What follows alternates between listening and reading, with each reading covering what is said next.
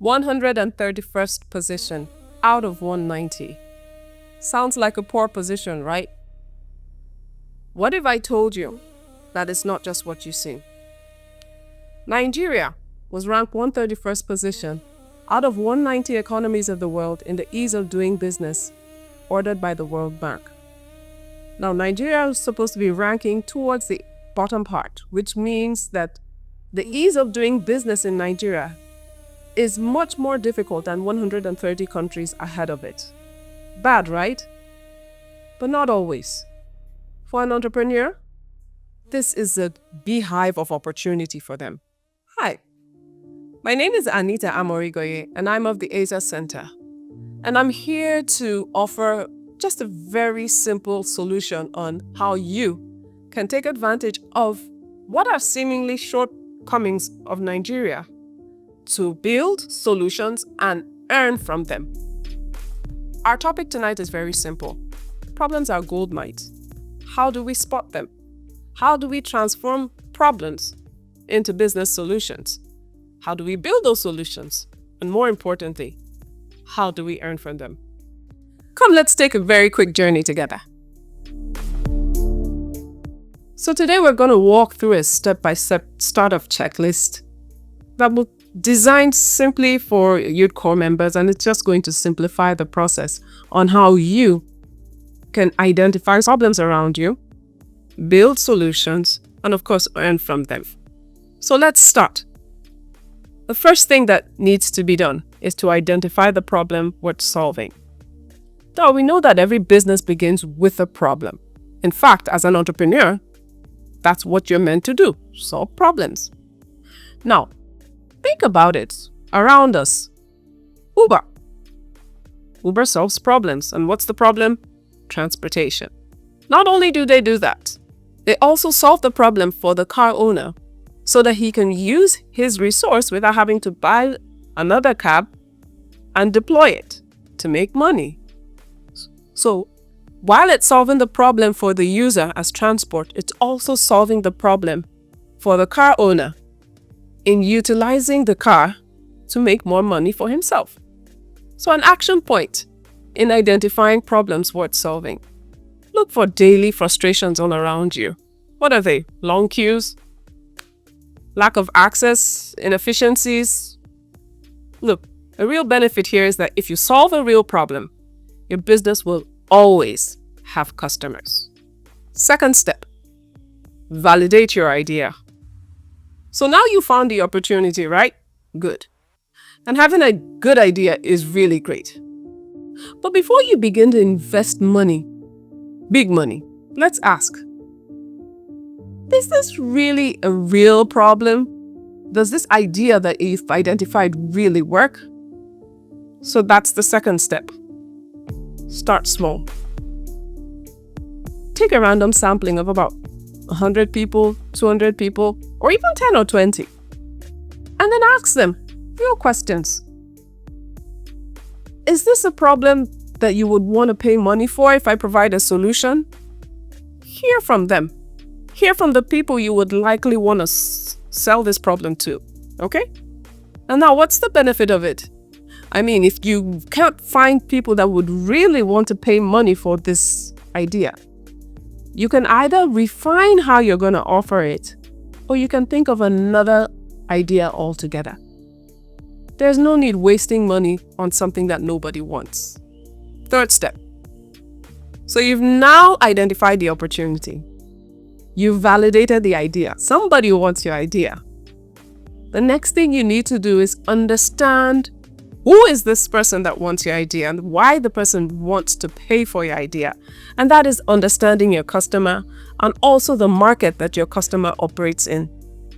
Many startups fail, not just because they don't have a good idea or even that people have identified that they are willing to pay for this idea, but they don't really understand the markets they are serving in and who in that market that they are serving. What are their nuances, their age, the demographics? What drives opportunities like this in that market? So what are you supposed to do at this point? Define who your customer is and define it clearly. Who are they? Where are they? Can they afford your product? And so many other questions that you need to just sit down and do a very critical assessment of this customer. And what's the benefit? When you do this, you ensure that your business is targeted at the right customer. And in the end, that customer has the capacity to pay you for the service that you want to offer. The fourth step. Now you've gotten the idea. You found the opportunity.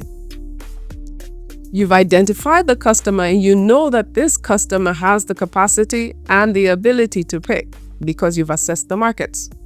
What do you go and do right now? You formalize your business. Why do you need to formalize your business? Because you need to build credibility in your offering. A whole lot of businesses now are operating on a personal basis. And there is this difference between who you are and who your business is. Both of them carry different identities. In fact, legally, both of them are different entities.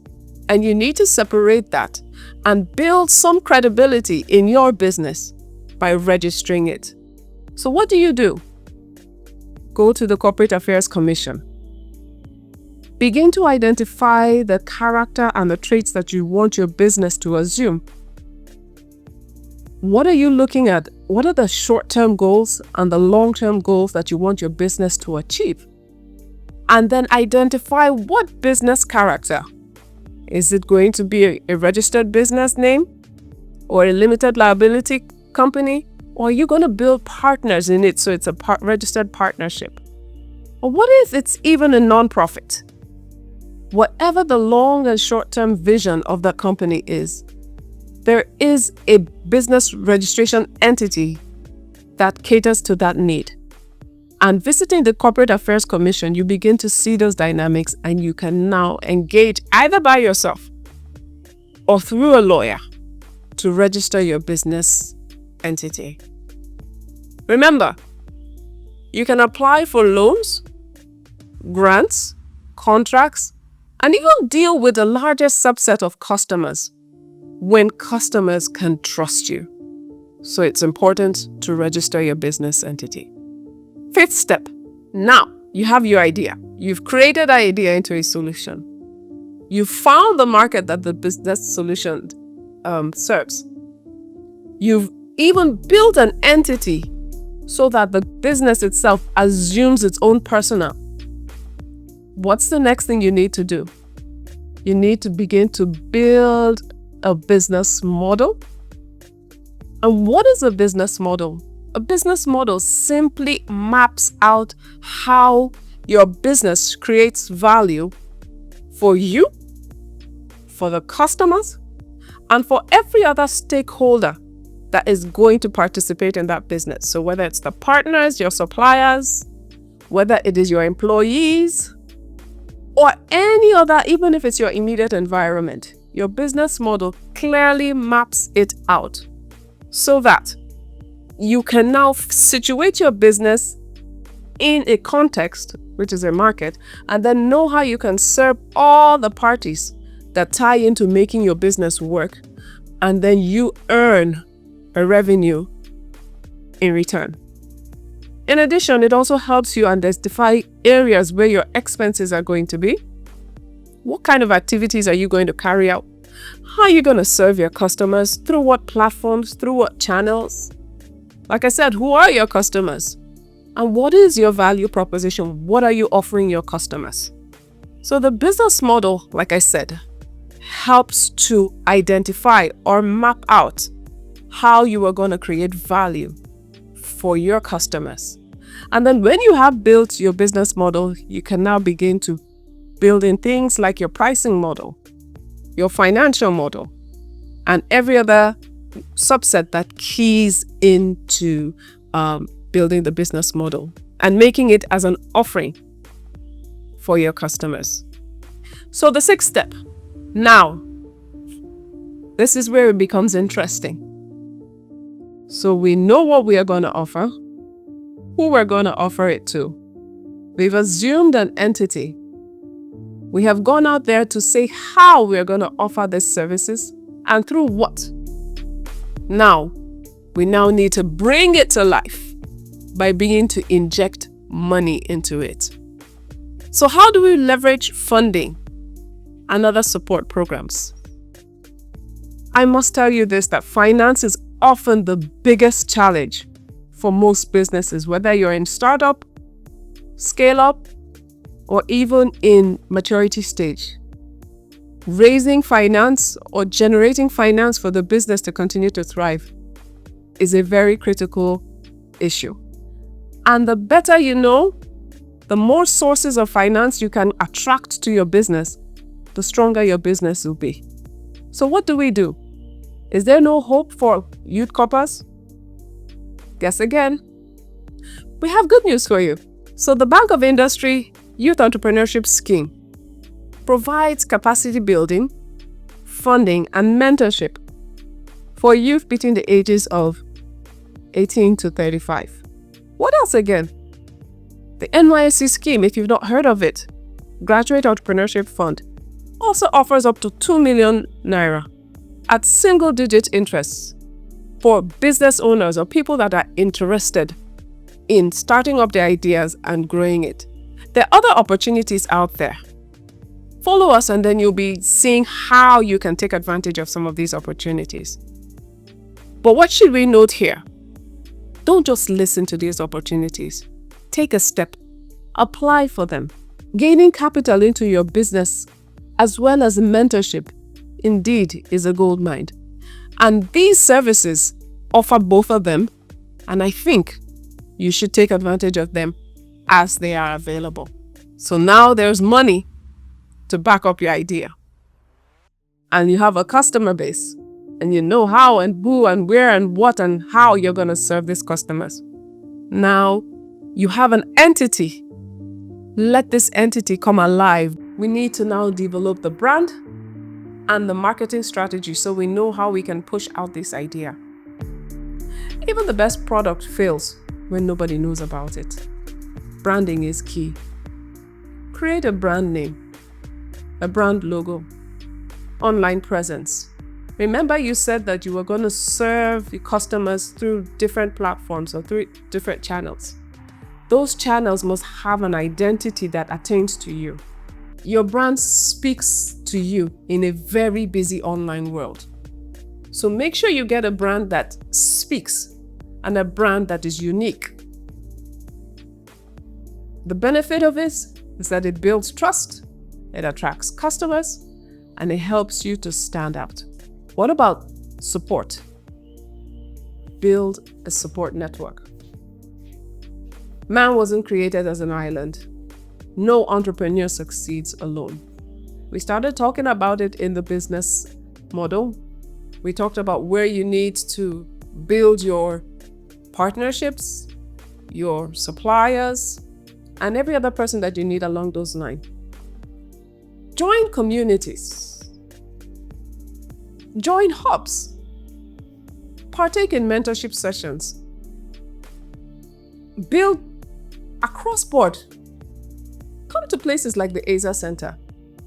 You gain expert guidance, feedback, opportunities, like I said, and of course, even peer-to-peer knowledge. Because there's no better knowledge than learning from even those that are going on the same journey with you.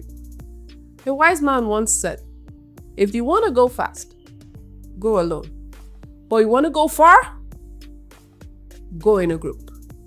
And I'm sure that when you join one of these support networks, your business will build in that sustainability it needs to go far. Now, start small, grow big. We all have big ideas, big visions, where we want to take our businesses to. But remember, a journey of 1,000 miles begins with one step. No man ever came on this world as a man. We all came as babies. So what do? Don't wait for 1 million naira before you start. In fact,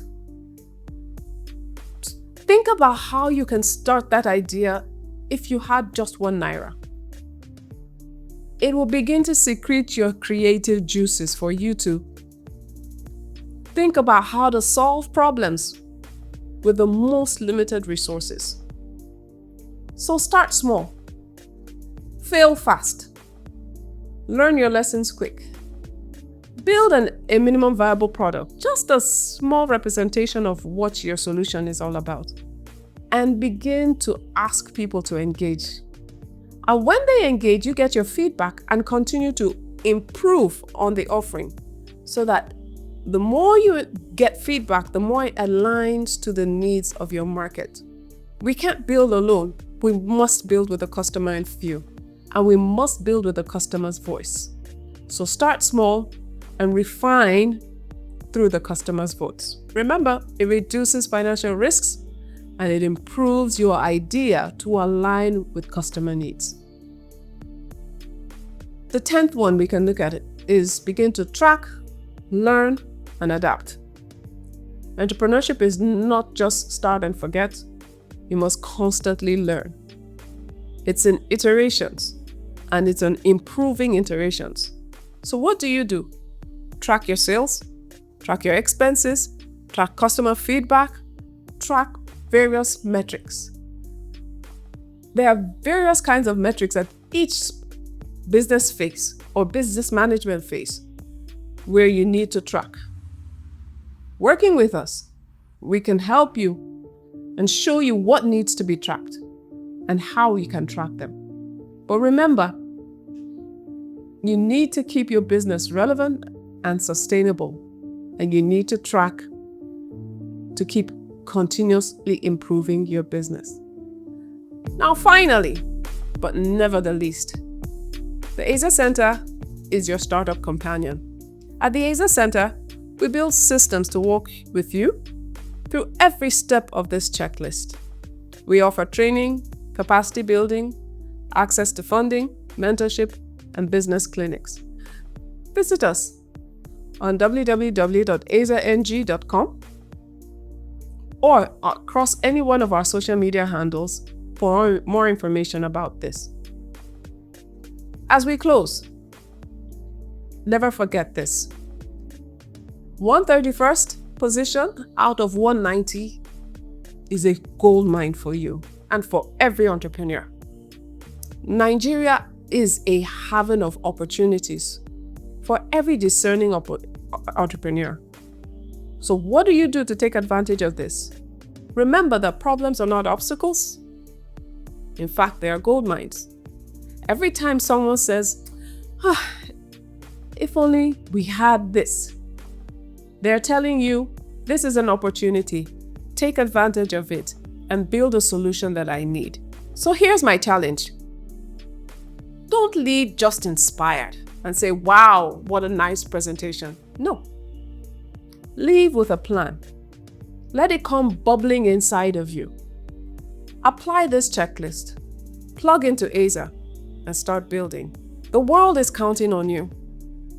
Nigeria is counting on you. Your ecosystem is counting on you. And most importantly, you owe yourself to build something meaningful. You can also join our WhatsApp community here, a space where entrepreneurs like you connect, learn, and grow together. Thank you for being a part of us. Have a lovely evening.